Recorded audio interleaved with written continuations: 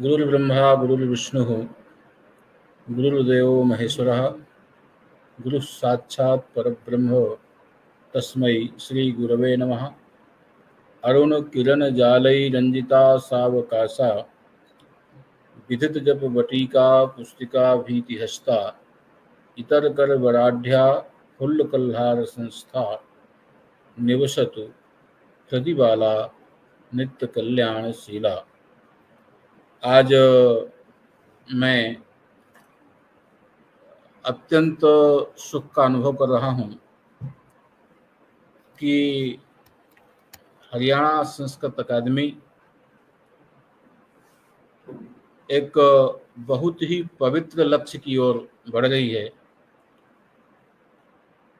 और जबकि संस्कृत वाङ्मय और उसका मूल जो आधार है वो शास्त्र ही है। और जब तक शास्त्र की सर्वांगीण परंपराएं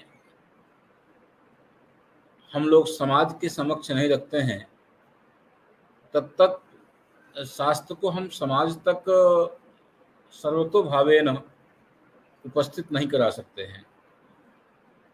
और बड़ा अच्छा प्रकल्प किया है कि बहुत से अच्छे जो महनीय आचार्य हैं उनका व्याख्यान इस कार्यक्रम में, इस जो प्रस्तुति है इसमें होगा। और आपके सौभाग्य से हमें भी कुछ कहने का अवसर मिला है, तो प्रथम दृष्टया मैं आपका धन्यवाद करता हूँ। और तदनंतर जो शब्द सामर्थ्य इस विषय पर कुछ अपनी यथामति हम प्रस्तुति करने के लिए चेष्टा भी करते हैं। देखिए, रूप, रस, गंध, शब्द, स्पर्श इत्यादि जो गुण हैं, इनके विषय में भी बहुत काम हो रहा है। आपके रूप के विषय में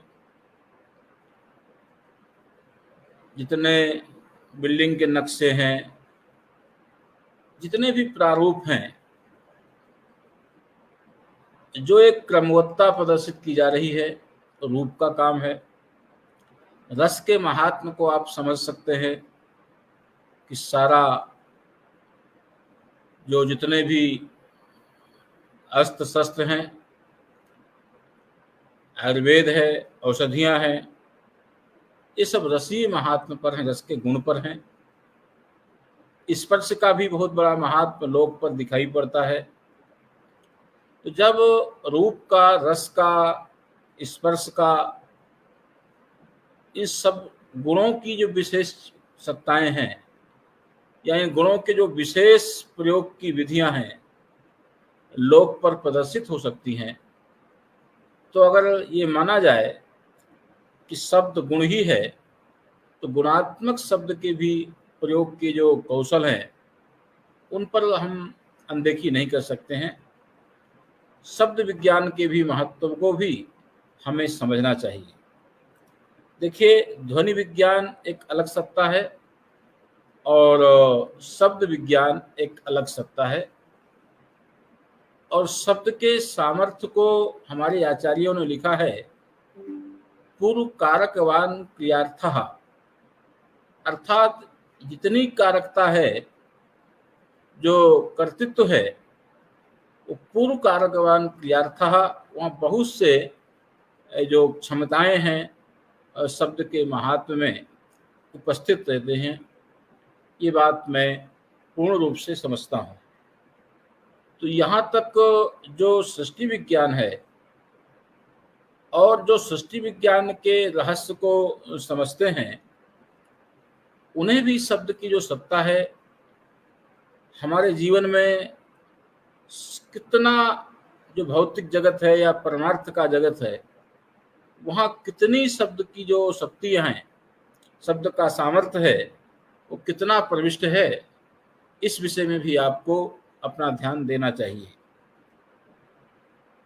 और एक चीज देखिए कि एक बहुत प्रसिद्ध श्रुति है कि सबसे पहले उस परमात्म सत्ता से आकाश सत्ता की प्रस्तुति हुई। तस्माद् वात पुनः आकाशः। और आकाश क्या है यदि माना जाए तो शब्द का ही एक प्रकार से अधिष्ठान है, और शब्द के ही प्राचुर्य होने से यहां तक कहा गया कि शब्द उसका गुण है। मैं आज उस गुणात्मक शब्द की चर्चा करना चाहता हूं, और उस आकाश की तन्मात्रा का कुछ अंश जब आगे बढ़ता है तो वायु तत्व की उत्पत्ति होती है। आकाशाद वायु, और आकाश की तन्मात्रा और वायु की तन्मात्रा ये जब आगे चलती है तो उसके पश्चात हमें अग्नि की प्राप्ति होती है, और आकाश वायु अग्नि तीन की तन्मात्रा को प्राप्त करके हम जल की तन्मात्रा को प्राप्त करते हैं, जल सत्ता को प्राप्त करते हैं, रस सत्ता को प्राप्त करते हैं। और आकाश, इसके पश्चात वायु, अग्नि और अप, ये चार सत्ताएं जब इकट्ठा होती हैं तो अत्यंत रूप से जो पृथ्वी की सत्ता है वो आपके सामने उपस्थित होती है।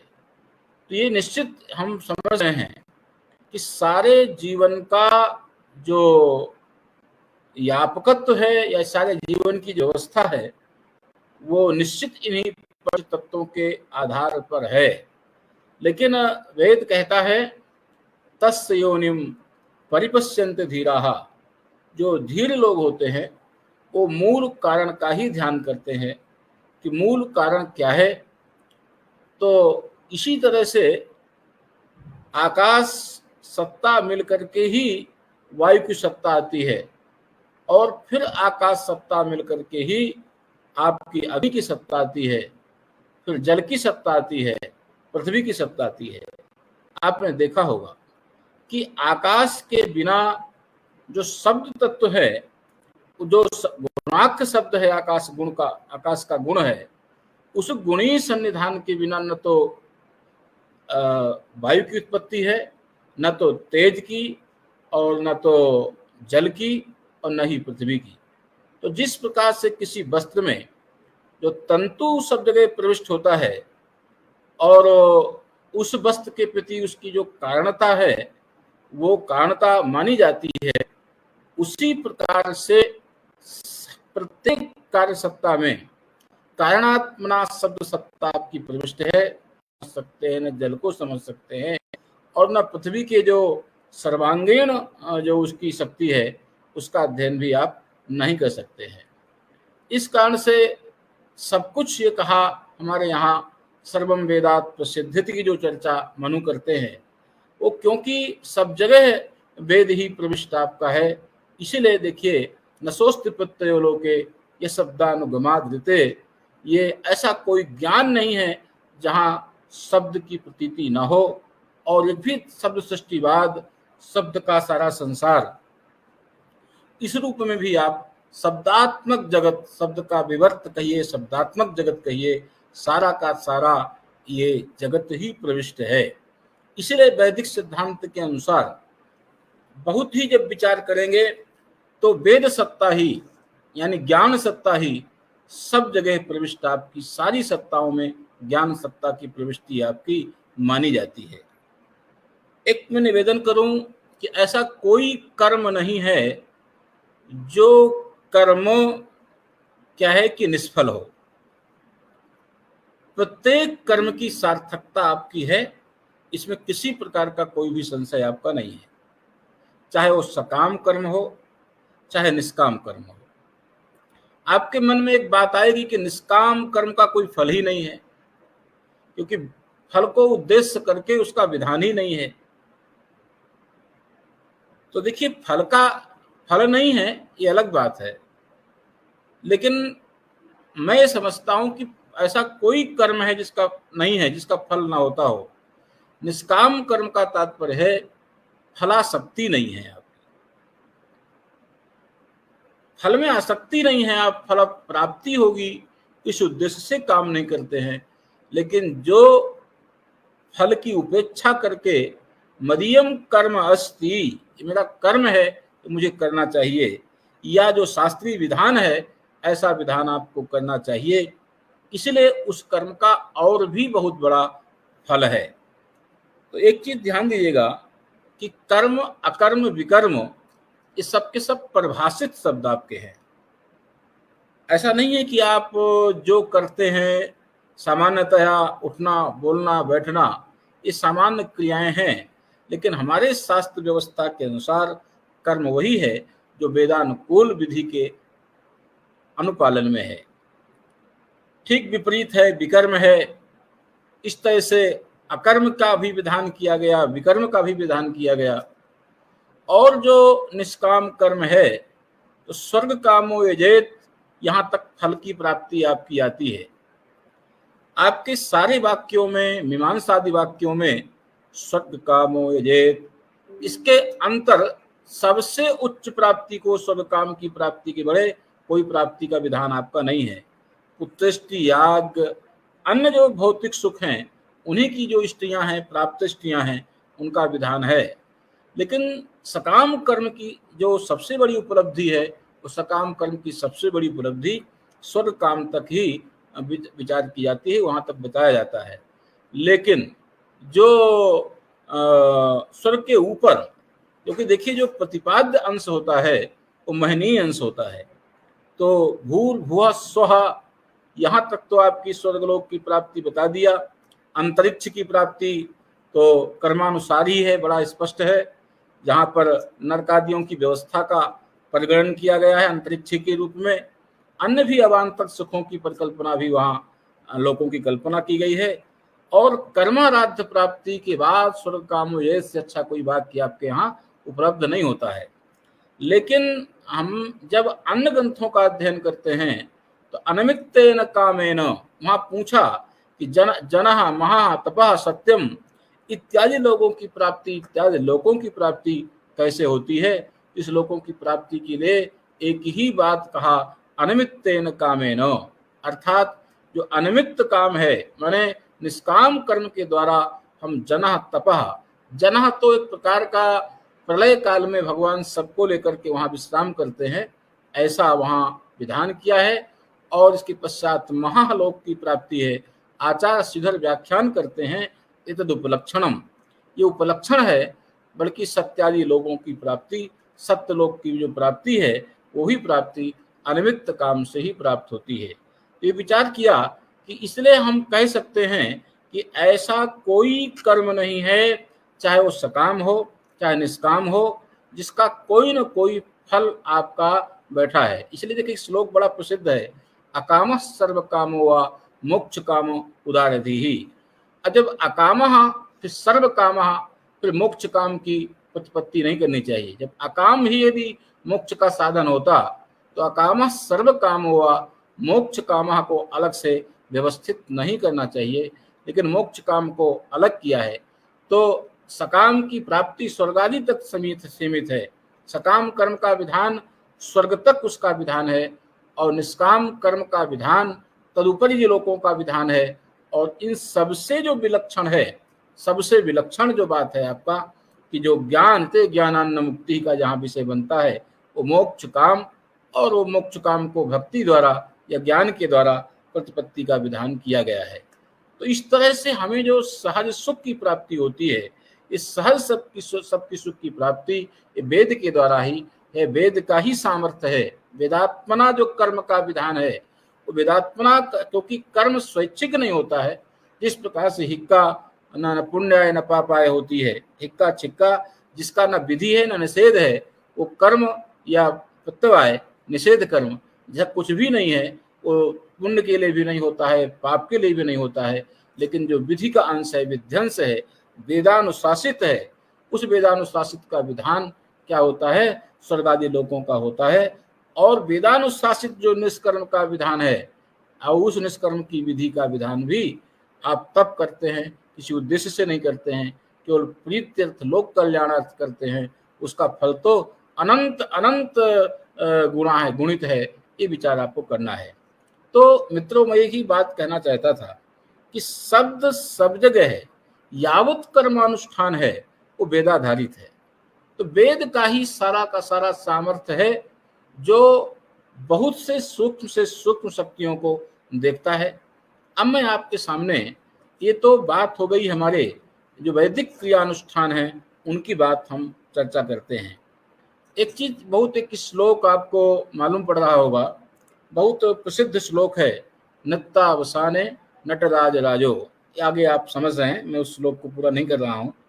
एक चीज ध्यान दीजिए कि ये जो आपने, बहुत इसका सामान्य अर्थ भी लोग करते हैं कि नृत्य का अवसान हो गया, तब भगवान शिव ने ढक्का नाद किया और वहीं से क्या है कि ये ढक्का नाद से शिव सूत्र जाल ये स्पष्ट हो गया। इस ढक्का नाद ब्रह्म का तात्पर्य क्या था?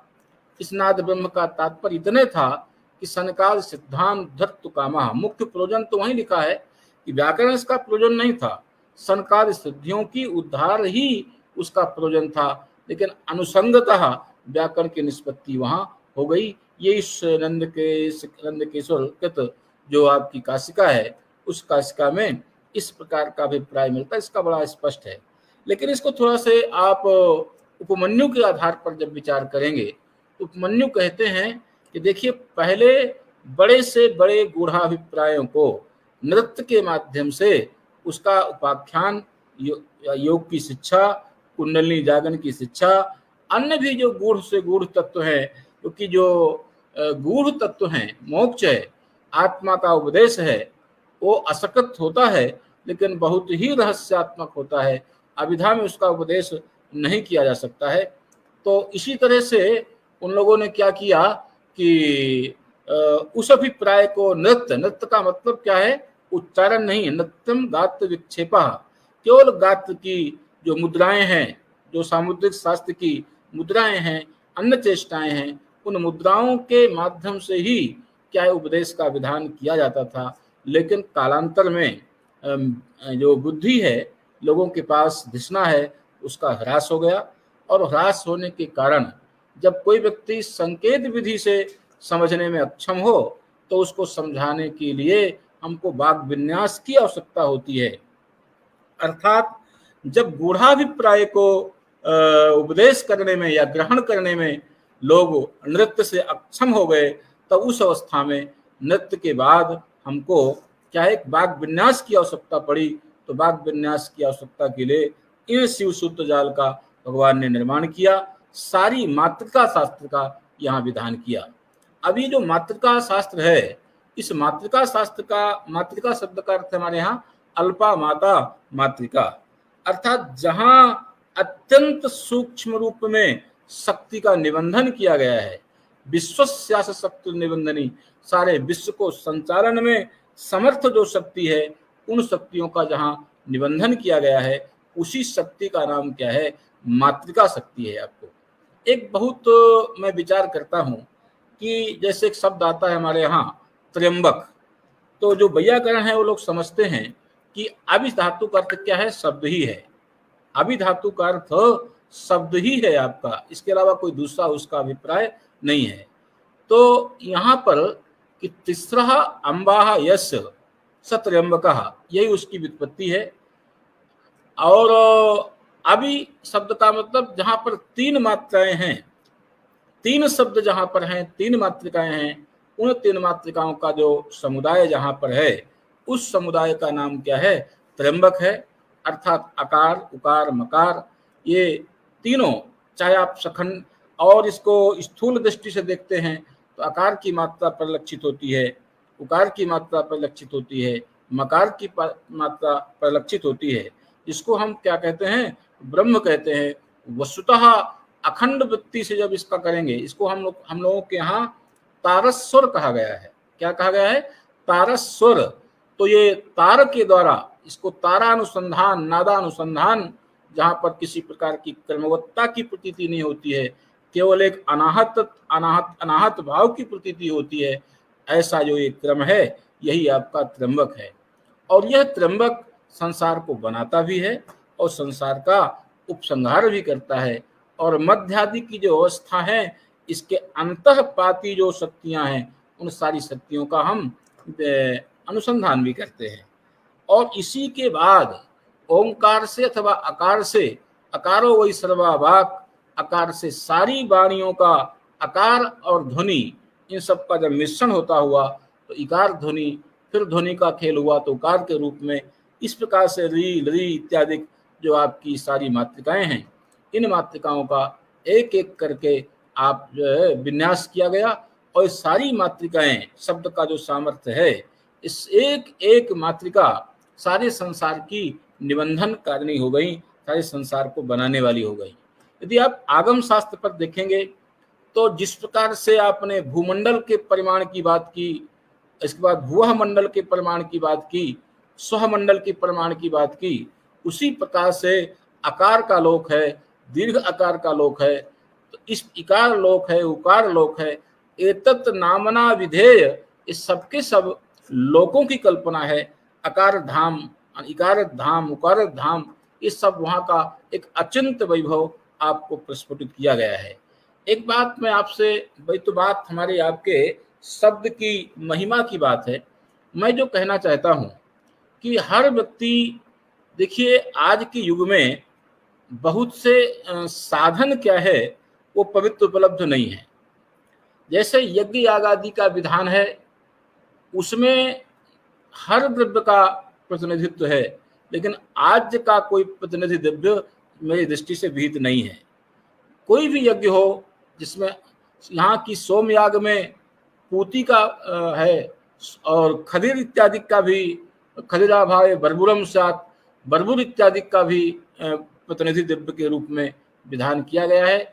एक चीज और ध्यान देना है कि नित्य और नैमित्तिक और काम विधियों में भी, काम विधियों में ही क्या है कि प्रतिनिधि द्रव्यों का विधान होता है, लेकिन जो नित्य विधियां होती हैं उन नित्य विधियों में मनागपि ईषदपि प्रतिनिधि द्रव्य क्या है अपेक्षित आपके नहीं होते हैं। तो आज का प्रतिनिधित्व कहीं भी नहीं है, स्वतंत्र है ना, आज का ही विधान है। तद व्यतिरेक साधन, तो उससे भिन्न साधन की कहीं भी उत्पत्ति आपकी आई नहीं गई है, बताई नहीं गई है। तो ऐसी स्थिति में आपको जब साधन का वैगुण्य है, तो साधन समुचित रूप से उपलब्ध नहीं होगा, साधन का वैगुण्य होगा, तो साध्य की प्राप्ति थोड़ा से असंभव सी हो जाती है। क्योंकि सकाम कर्मों में, सकाम कर्म का ही इस भौतिक लोक में विधान है, और उसे करके ही हम लोक व्यवस्था का संपादन कर सकते हैं। तो ऐसी स्थिति में जब साधन का वैगुण्य है, तो साधन के वैगुण्य हो जाने से, साधन की विगुणता हो जाने से हमें किसी प्रकार की उपलब्धि मिल नहीं पाती है। तो ऐसी स्थिति में आचार्यों ने कोई न कोई एक विचार किया, जिसको नादानुसंधान या शब्द महात्म से, शब्द सामर्थ्य से यावत जो वेद्य वस्तु है, यावत जो उपलब्ध वस्तु है, उस उपलब्ध और वेद्य वस्तु की प्राप्ति का निर्माण कराया गया है। तो सबसे पहले मैं आज आपको तंत्र शास्त्र के अनुसार जो शारीरिक संरचना है, जिससे आप बहुत से बहुत शब्द सामर्थ्य को, ज्योति को, यहाँ की जितने भी भूत भविष्य प्रयोजन वाले वस्तु हैं, तो भव्यात्मक हैं, भूत हैं, भविष्य हैं, भव्य हैं, इन सारी भव्यात्मक वस्तुओं की प्राप्ति आप कर सकते हैं, इसमें किसी प्रकार की आपत्ति नहीं है। तो देखिए हमारे शरीर में क्या है कि मूलाधार, और मूलाधार से भी अंदर एक विषुव चक्र की कल्पना की गई है, जो विषुव चक्र है आपका। तो विषुव का तात्पर्य होता है कि विषुव एक योग होता है, आपने कालगणना में देखा होगा, और वो संक्रांति के समय होता है। यद्यपि वर्ष में 12 संक्रांति होती हैं, तथापि मकर संक्रांति और जो कर्तिकी संक्रांति है, ये 2 संक्रांतियों के महासंधि का नाम विषुव कहा गया है। तो वहां आचार्य लिखते हैं कि ब्राह्मण वशिष्ठ न्यायन अस्य पार्थक्य नामकृतम, यद्यपि ये भी संक्रांति है, लेकिन इसकी कुछ विशेष महिमा है। इस कारण से इसको विषुव चक्र कहा गया है। और एक चीज ध्यान देना है कि शरीर में ऊपर से नीचे भी आने का विधान है और नीचे से ऊपर भी अनुसंधान का विधान है। तो प्रथम दृष्टया जो हम ऊपरिगामी हैं, अर्थात मूलाधार से ब्रह्मरंग तक का जो चिंतन करती है शब्द सामर्थ्य, शरीर का संचालन करने वाली शक्तियां हैं, वो शरीर को संचालन करने वाली शक्तियां आपको हम शब्द सामर्थ्य से यथाशक्ति तंत्रागम के आलोक में हम आपको स्पष्ट करने के लिए चेष्टा कर रहे हैं। तो देखिए, सबसे पहले मूलाधार में चतुष्कोण की रचना होती है और चतुष्कोण में वहां चतुरक्षर होते हैं और वो अक्षर क्या हैं? वम, सम, सम, सम। ये जो अक्षर आपके होते हैं चतुरक्षर कहा गया है। और वहां का जो वाहन है वो ऐरावत है, अर्थात चतुर्दर कमल में, चतुष्कोण यंत्र में, और चतुष्कोण यंत्र का जो ये वम, सम, सम, सम, जो ये 3 अक्षर आपके बैठे हुए हैं, आपकी सारी शक्ति की, जो मूलाधार की सारी दिव्य शक्तियां हैं, उनका निबंधन करते हैं। और आश्चर्य ये है कि वहां का जो वाहन है वो ऐरावत है। ऐरावत का वर्ण श्वेत है। और जो देवता हैं गणपति, जिनका रक्त वर्ण है, और उसके साथ साथ क्या है? रिद्धि सिद्धियां उनकी शक्तियां हैं। इसके साथ साथ वहां जो कंपन स्थान है, वहां का जो कंपन है वो 600 जो कंपन वहां होते हैं, 600 स्पंदन होते हैं। तो 67 स्पंदनों के साथ वहां का अधिष्ठान करते हैं। तो इन मातृकाओं का वहां ध्यान करने से कुंडलिनी का जो एक स्वरूप है, अर्थात एक अमृतत्व की जो उद्भूत रेखा है, अमृत का जो स्राव है, उस अमृत स्राव की कल्पना वहां से की जाती है। और जिसका जो नियंत्रकत्व है रिद्धि सिद्धि के रूप में है और विघ्न निवारकत्वेन गणपति के रूप में है। अर्थात जो अपने जीवन में इस चक्र में, इस रूप में, इस स्थान में इन मातृकाओं का अनुसंधान करता है, उसके जीवन में निर्विघ्नता, सारी रिद्धि सिद्धियां, और जबकि रक्त वर्णता, एक क्रियाशीलता वो आपके उपलब्ध होती है। ये एक इन 4 शब्दों का सामर्थ्य था, ये मातृकाओं का सामर्थ्य है। मत समझिएगा कि ये सारी मातृकाएं, मैंने आपको पहले स्पष्ट किया था कि जो अम्ब शब्द का अर्थ ही शब्द है, अम्बा अभिशब्द धातु है। वहां हम लोग, चूंकि ये समस्त कार्यों की जननी है, तो लोक में अम्ब का अर्थ हमने माता कर दिया, वहां भी माता है। लेकिन व्याकरण की दृष्टि से देखा जाए तो अम्ब शब्द का अर्थ शब्द के अलावा कहीं दूसरी सत्ता आपकी विद्यमान नहीं है। उसके पश्चात हम देखते हैं कि जब मूलाधार से ऊपर आते हैं तो स्वाधिष्ठान चक्र होता है, थोड़ा विस्तार को प्राप्त करता है। इसकी 6 मातृकाएं हैं और यह 6 मातृका, इसका जो यंत्र है अर्धचंद्र यंत्र है आपका। अर्धचंद्र यंत्र का तात्पर्य, जो अर्धचंद्र होता है वो विकासोन्मुख होता है। प्रतिपदा का चंद्र द्वितीया तृतीया नित्योत्तर विकासशील होता है। अर्थात इसका जो ज्ञान प्राप्त करता है उसकी धीमे धीमे गति विकसित होती रहती है। यहाँ जो बीज मंत्र है आपका, वहाँ लम बीज मंत्र था और यहाँ वम बीज मंत्र है। और सम सम सम इना करके बम भम मम यंग रंग लम, ये जो 6 अक्षर हैं इस ज्ञान शक्ति के निर्धारण करते हैं। मकर वाहन है। कल्पना करिए आप, जिस प्रकार से आनंद का समुद्र बना हो और उस आनंद के समुद्र में क्या है कि मकर रहता हो, मगरमच्छ रहता हो, अर्थात वहां कोई जा नहीं सकता है। लेकिन जो उसके भेदन की कला को समझता है, कितना गुह्य है, उसके भेदन की कला को समझता है, उस भेदन की कला को समझने वाला व्यक्ति वहां के अधिष्ठात्र देवता ब्रह्मा जी, श्री ब्रह्मा जी, और उसके पश्चात जो वेद के रूप है। हमारे शास्त्र में प्रजापति का प्रमुखतः जो स्थान है, रूप है, वो ब्रह्मा है। और उस ब्रह्मा जी का बहुत जगह पर्याय वेद करके वेद शब्द का भी उल्लेख ब्रह्मा जी के यहाँ के लिए कम से कम 25 जगह है आप्त ग्रंथों में आया है। उनकी अधिष्ठात्री शक्ति सरस्वती है। तो ज्ञानाधिष्ठात्री शक्ति और वेद और ज्ञान शक्ति, जो जिनों का समन्वय दिखाई पड़ता है, ये वेद और ज्ञान शक्ति वहां विराजमान होते हैं। तो वेदाख्या ज्ञान शक्ति की जो प्राप्ति है वो बम भम मम यंग रंग लम, इन अक्षरों के अनुसंधान से प्राप्ति होती है। तो जो ज्ञानात्मना उद्दीप्तता है, ज्ञानात्मना प्रभाव है, ये अपने स्वाधिष्ठान में इसकी प्राप्ति होती है। इसके पास पश्चात मणिपूरक चक्र की जहां तक बात हम करते हैं, तो मणिपूरक चक्र क्या है, त्रिकोणात्मक होता है और इसमें 10 अक्षर का विधान किया गया है। डम ढम नम तम थम दम नम पम फम, यहाँ तक डकार से लेकर के फकार तक की जो मात्राएं हैं ये क्रमिक ऊर्ध्वगामी होती हैं। वहां त्रिकोण की मात्रा को प्राप्त होते हैं। आश्चर्य होगा कि वहां विष्णु का स्थान है, लक्ष्मी जी की सहित है, त्रिकोण है वहां। और एक चीज आपने कभी नहीं सुना होगा, जिसका वाहन, वहां विष्णु जी का वाहन क्या है, मेष है। तो मेष क्या है, अग्नि का उपलक्षक है। विष्णु व्यापकता शक्ति के, जिनका वर्ण क्या है, नील है।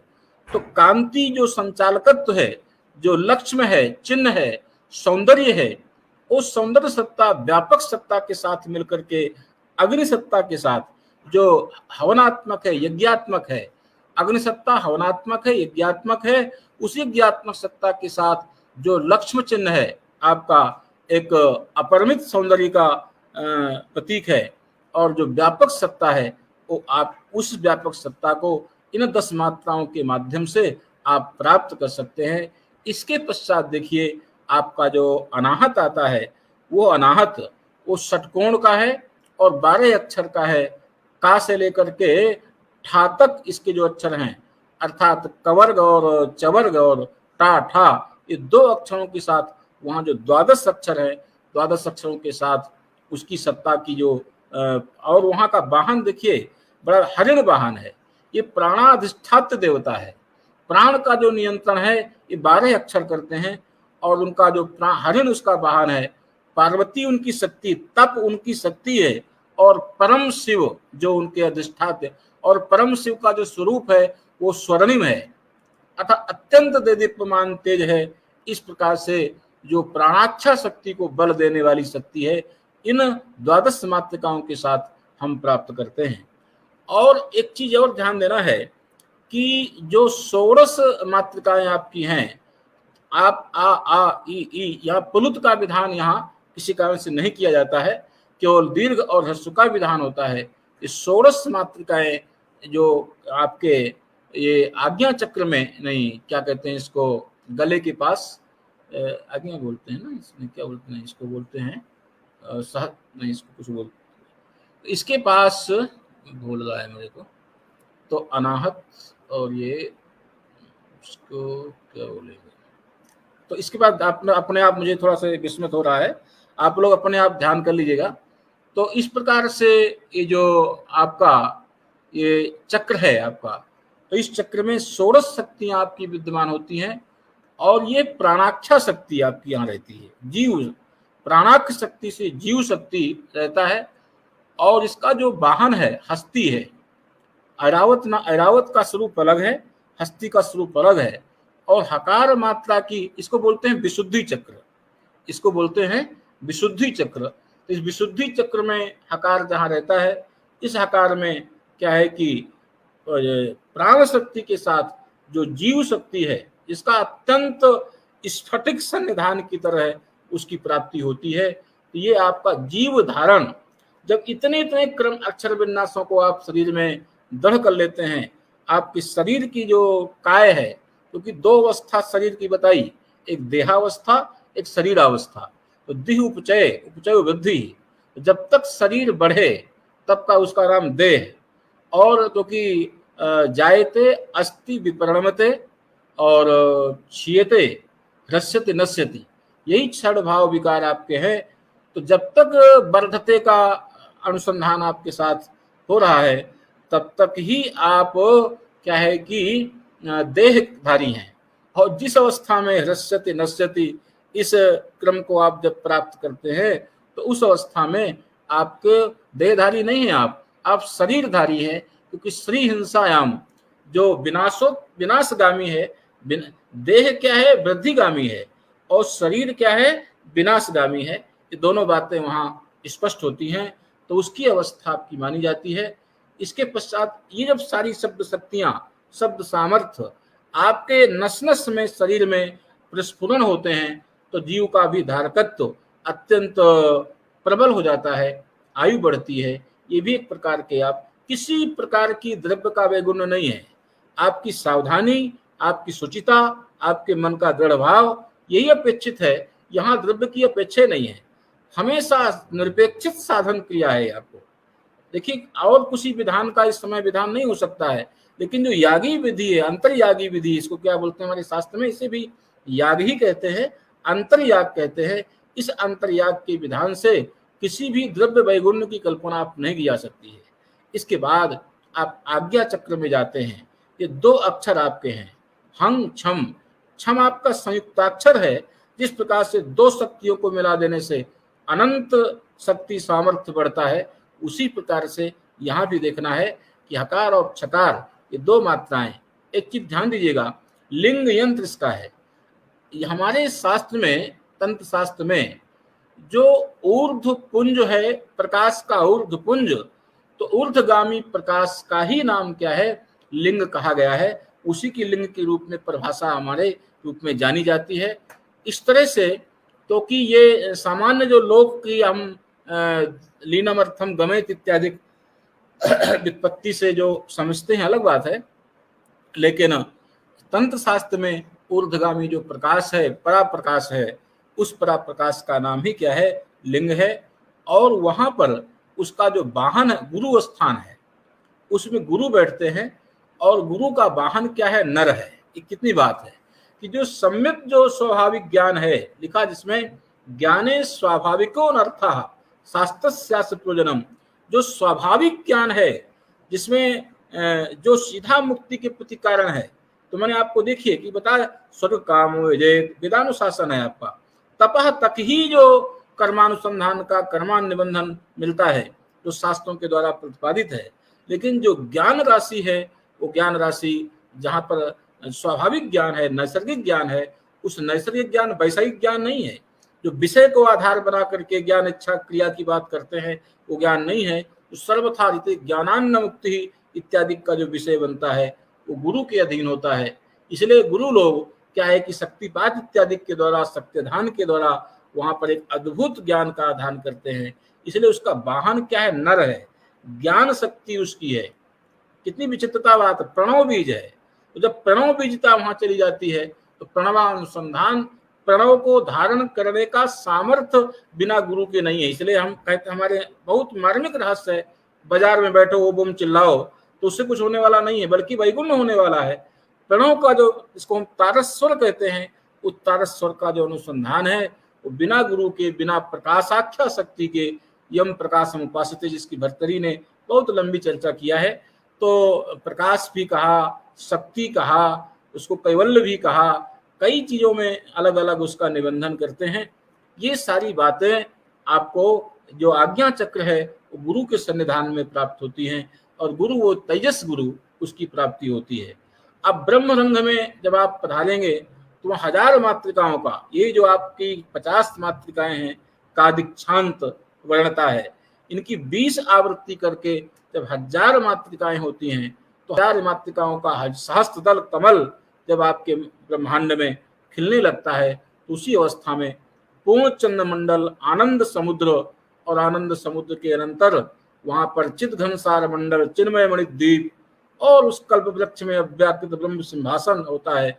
और उसी अवस्था में एक चित शक्ति के साथ साथ परम देदीप्यमान अखंड शाश्वत परात्पर जो सत्ता होती है, वो देदीप्यमान हो जाती है।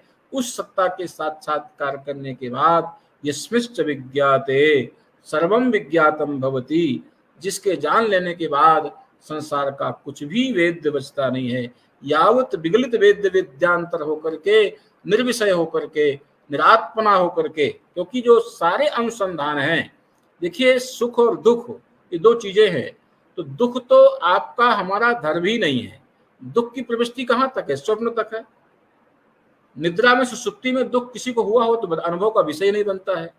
अहम सुखम अपस्वप्सम, इस सारी सुख का विषय क्या है, निद्रा से प्रारंभ हो जाता है। समाधि की तो बात ही अलग है, लेकिन दुख का जो प्रतिभासन है वो जागृत अवस्था में बहुत हुआ, तो स्वप्नावस्था में, दोनों अवस्थाओं में होता है, अन्य अवस्थाओं में नहीं होता है। तो ये जो सारा का सारा, इसके लिए मैंने बहुत स्थूल रूप वर्णित किया है। और अगर आपको ज़्यादा जानकारी लेनी है तो इसके बाद बहुत सी जो चीज़ें हैं, मातृका चक्र विवेक, तंत्रागम के विविध ग्रंथ, और इन सबके साथ साथ गुरुओं का जो अनुसंधान है वो बहुत ही अपेक्षित है। मैं एक ही निवेदन करता हूँ आज के समाज के साथ कि पुस्तक पढ़ना चाहिए, स्वाध्याय करना चाहिए, लेकिन स्वाध्याय उस विषय को करना चाहिए कि जो पुस्तक देख करके जिस विषय को आप समझ लो, और जिस विषय को जो नहीं लिखा है उसका आप अपने ढंग से अर्थ करने की चेष्टा करेंगे तो आपका समय भी अन्यथा जाएगा, समय वैगुण्य भी होगा, फल वैगुण्य भी होगा, काल का तो काल वैगुण्य भी आपका रहेगा। ये सारी व्यवस्थाएं उसके साथ मानी जाएंगी। तो अर्थात शब्द सामर्थ्य, शब्द का ज्ञान आप तभी करिए ना जब आपको उसका यथार्थ मालूम है। तो मित्रों, एक बात तो स्पष्ट हो गई कि आज के युग में आप देख लीजिए कि किसी भी साधन की पूर्णतः परितृप्ति नहीं हो सकती है, शुचिता नहीं हो सकती है। तो कितने भी उन कर्मों को करिए, इनका मतलब नहीं हुआ कि यज्ञ आदि आपके किए नहीं जा सकते हैं। यावत शक्यता से उनका विधान नित्य कर्मतया, काम्य कर्मतया यदि आपसे संभव है तो करिए। लेकिन मुझे ऐसा लगता है कि ये सारी विधियां साधन सापेक्ष हैं, और साधन सापेक्ष हो जाने के कारण आज के युग में साधन वैगुण्य का, साधन की विगुणता का की संभावना स्वाभाविक है। मुझे इसमें किसी प्रकार की आपत्ति नहीं है। जो अनुभूत बात हम कहना चाहते हैं, क्योंकि देखिए बहुत स्पष्ट बात है कि जिस विधि के अनुसार, जिस व्यवस्था के अनुसार आप फल प्राप्ति की कामना करते हैं, फल चाहते हैं, उसी की व्यवस्था के अनुसार, उसी की विधि का अनुपालन आपको करना ही करना पड़ेगा। चाहते हैं वेदानुकूल फल और व्यवस्था विधि आपकी, ऐसा नहीं होगा। वेद की विधि भी रहेगी और वहीं का जहाँ का फल, जहाँ का पैसा वहीं के नियम। ये सरकारी सर्विस में भी आप जानते हैं, जहाँ का धन लेते हैं उसी संस्था के नियम को हम लोग मानते हैं। तो इसलिए उसी व्यवस्था के अनुसार ही आपको मानना पड़ेगा। इससे क्या होता है, इससे इस प्रकार के जो कुतर्क हैं आप स्वतंत्र हैं, देने के लिए दे सकते हैं, लेकिन किसी प्रकार के फलावाप्ति के प्रति, जो फलानुसंधान के प्रति आपकी प्राप्ति नहीं हो सकती है, आपकी फल की जो प्रतिपत्ति है वो हो ही नहीं सकती है। ये विचार आपको करना है। तो इस तरह से मैं आपको यथाशक्ति यथा सामर्थ्य यही निवेदन करता हूँ कि कुछ नहीं है, किसी प्रकार के श्लोक की आवश्यकता नहीं है। जो आपकी 50 मातृकाएं हैं, इन मातृकाओं को क्रम से यदि कोई ध्यान दे ले तो इसमें व्याकरण की भी जरूरत नहीं है। अगर आप सोचें कि भाई व्याकरण पढ़ा होगा तभी इन मातृकाओं को समझ पाएगा, न साहित्य की आवश्यकता है। श्लोक आदि के अर्थ को लगाने में कठिनाई है, लेकिन इन मातृकाओं के अनुसंधान में किसी प्रकार की कठिनाई नहीं है। पामर व्यक्ति भी इन मातृकाओं का अनुसंधान कर सकता है। हाँ, ये जरूर है कि निष्ठा, नैष्ठिक भाव, ब्रह्मचर्य और साधना, इसके पश्चात समय का विज्ञान। आप जब चाहो तो आपने दिन को क्या है कि एक श्लोक बड़ा प्यारा है कि या निशा सर्वभूतानाम तस्याम जागृति संयमी, है ना। तो अब लोग कहते हैं कि जो ऋषि लोग हैं वो रात्रि को क्या है कि जगते हैं, यही अर्थ उसका है। तो बहुत से लोग कहा कि जो मोह निशा है उसमें जगते हैं, ऐसा नहीं है। उसका जो शब्दार्थ है वही शब्दार्थ है कि योगी लोग रात्रि में जगते जगते हैं। क्यों? जो कुंडलिनी का अनुसंधान है वो रात्रि में होता है। लिखा है तंत्रागम में कि कुंडलिनी रात्रि को अमृतस्राव करती है और दिन को रक्तपान करती है। दिन को कुंडलिनी का चिंतन नहीं होता। जो लोग करते हैं ब्रह्मवश वो बीमार पड़ जाते हैं, क्योंकि रक्त का पान करती है। इसलिए वो कुंडलिनी का अनुसंधान करने के लिए वो रात्रि में जागरण करते हैं, है ना। ये सब विधान वहाँ लिखा है। तो शास्त्र की जो विधियां हैं वहाँ अपनी बुद्धि मत लगाओ, वहाँ आप्त आचार्यों का ही अनुगमन करिए, तब तो आपकी शास्त्र व्यवस्था को आप पार कर पाएंगे। अगर अपनी बुद्धि लगाएंगे, तनिक सी शुचिता नहीं है, आचार निष्ठा नहीं है, सप्तवादन नहीं है, संध्या इत्यादि का विधान नहीं है, तो फिर किसी प्रकार की शब्द शक्ति आपको धारण नहीं करेगी। वांग नो ब्रह्मयात, वाणी वर्ण करती है। आपको बोलने के लिए आधा घंटा इस शब्द का चिंतन, उस शब्द का चिंतन करना पड़ा, तो वाणी आपका वर्ण नहीं कर रही है। आपने उद्यत किया, तदनुकूल शब्दावली आपके मुख से झरझर झर करके निकलने लगती है। कि बांग नो वृणुयात का यही अभिप्राय है, यही बात का वरीयस्व है, आपका वाणी का जो वरदान है यही है। तो मेरे मित्रों, मैं आपसे अधिक अभी नहीं कहूँगा, इतना ही कहना चाहूँगा कि जो वाक तत्व है, शब्द विन्यास है, अक्षर का महात्म्य है, जिसके बिना आपको चलना नहीं है। मैंने आपको पहले स्पष्ट किया है कि शब्द में आकाश से वायु, अग्नि, जल, तेज, जल, पृथ्वी इत्यादि में सब जगह जो मातृका आपकी प्रविष्ट है, उसी का संचार आप करिए, और जिसके बिना किसी प्रकार का कोई व्यवहार आपका नहीं है। एक बात अगर ना हो सके तो आपके हमारे व्यवहार में अश्लील शब्द का उच्चारण कभी नहीं होना चाहिए, उससे वाग देवता कुपित होती है।